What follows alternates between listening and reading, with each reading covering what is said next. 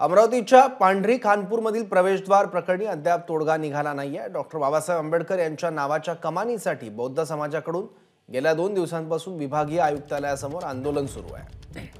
जोपर्यंत कमानीच्या बांधकामाची परवानगी मिळत नाही तोपर्यंत आंदोलन सुरूच राहणार अशी भूमिका आंदोलनकर्त्यांनी घेतली आहे। पांढरी खानपूर गावात डॉक्टर बाबासाहेब आंबेडकर यांच्या नावाची कमान लावण्यावरून 2 गट आमने सामने आल्याने मोठा वाद निर्माण झाला होता। त्यामुळे गावात संचारबंदी लावण्यात आली आहे। तर डॉक्टर बाबासाहेब आंबेडकर यांच्या नावाच्या कमानीसाठी बौद्ध बांधव विभागीय कार्यालयासमोर आंदोलनाला बसले आहेत। याबद्दल आणखी माहिती घेऊयात। आपले प्रतिनिधी प्रणय निर्माण आता आपल्या सोबत आहेत। प्रणय, एकीकडे डॉक्टर बाबासाहेब आंबेडकर यांच्या अनुयायांचं आंदोलन सुरू आहे कमानीसाठी, प्रशासनाची नेमकी काय भूमिका आहे? प्रशासनाकडून कुठला संवाद साधण्यात आलाय का आंदोलकांसोबत?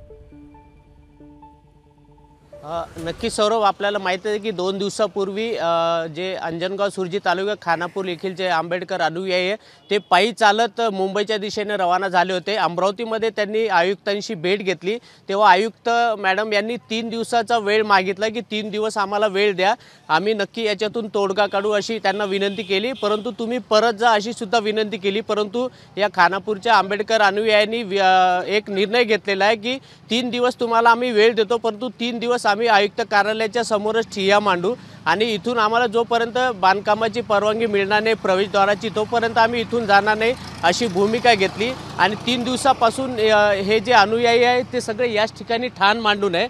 आणि खरं जर पाहिलं तर काल रात्री जिल्हा प्रशासनाने या सगळ्या आंबेडकर अनुयायांची एक बैठक घेतली आणि त्यांना विनंती केली की आम्ही तुम्हाला विनंती करतो, पत्र दिलं त्यांना की तुम्ही तुमचं जे आंदोलन आहे ते मागे घ्या, तुमच्या ज्या मागण्या आहेत त्यांना सकारात्मक आम्ही बघू आणि लवकरात लवकर निर्णय घेऊ अशी विनंती केली।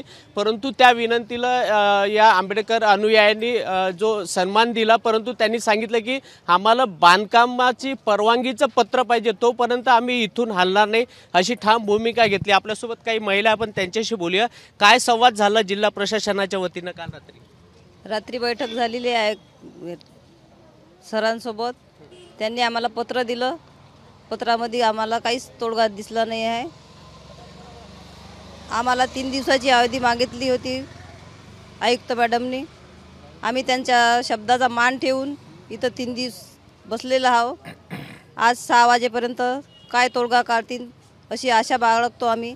आमच्यासोबत आयुक्त मॅडम न्यायाच्या विरुद्ध न्याय देतील अशी अपेक्षा करते आणि इथून न्याय भेटेपर्यंत आम्ही जाणार नाही अशी आशा बाळगते। परंतु आयुक्त मॅडम 6 वाजेपर्यंत काय निर्णय लावतील त्या निर्णयाची आम्ही वाट पाहते आणि इथले बौद्धवासी लोकांची पांढरीतर्फे